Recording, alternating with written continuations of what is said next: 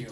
Turning now to the aftermath of the election in the key battleground of Michigan, where Joe Biden won the state by roughly 145,000 votes. In comparison, Donald Trump won Michigan in 2016 by about 11,000 votes. So let's bring in Michigan's Attorney General, Dana Nessel.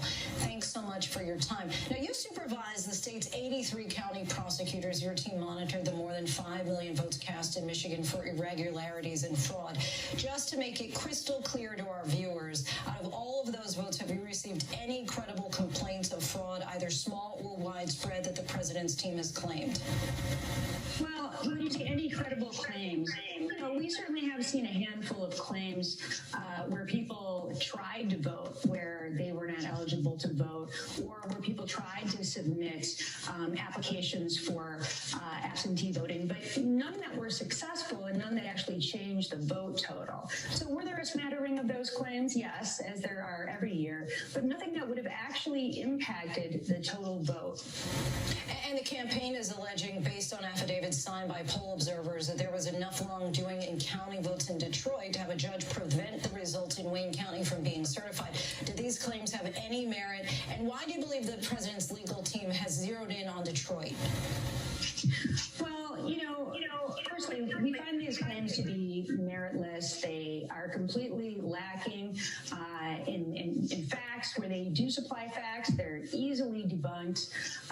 And furthermore, even if all of the claims that were made were true, it would still not change the fact that Joe Biden received nearly 150,000 more votes than Donald Trump in the state of Michigan. So it should not be a factor in this race at all whatsoever. In terms of what the strategy is and why the president's team has elected to go this route, I can't say for sure. I don't know if they're trying to delegitimize Joe Biden once he takes office to make it easier to stop him from promoting his programs, or if they're trying to just stop us from certifying the vote here in Michigan. But either way, I can tell you that at the Department of Attorney General, we are determined to ensure that the will of the people is accurately reflected in who our state electors go towards.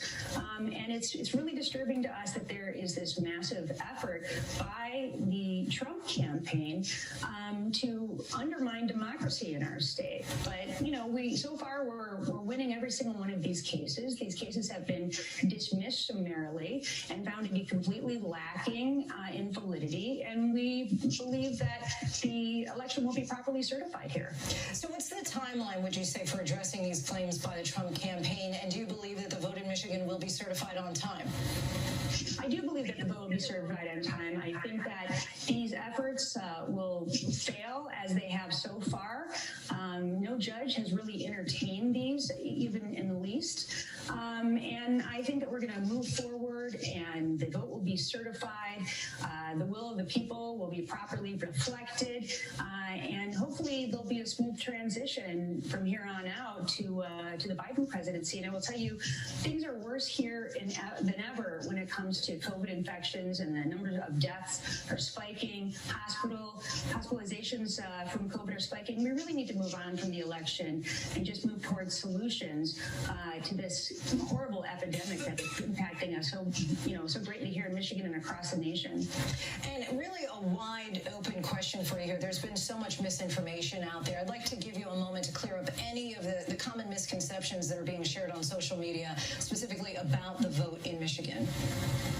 Well, there's so many of them, and that's the problem, because again, it really undermines people's faith and confidence in the election system, and they really shouldn't have any questions about it, because we have multiple layers of protection here in Michigan. So, you start off at, the city or township level, then it goes to the county level, then it goes to the state, and in each area, there are ways to detect in the event that the vote count is not accurate, or if there's been any fraud of any sort, which is very unusual and you see very little of. But whether you're talking about the, false narrative that dead people have voted, or that votes have been changed from one candidate to another, or anything like that, every single one of these narratives has been quickly debunked. False. We're doing whenever we see anything like that, we go out. Antrim County, 6,000 votes. Already, and each time we find out that the claim was either false or was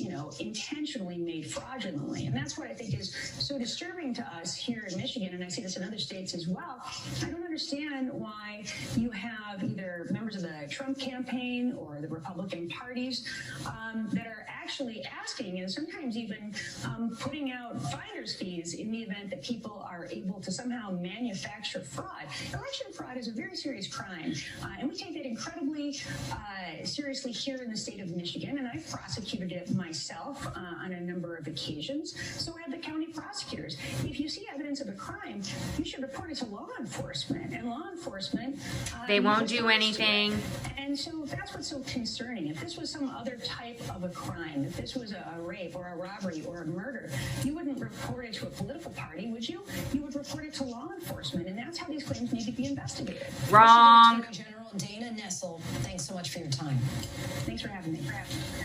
And now to Georgia, where the race is close enough that the state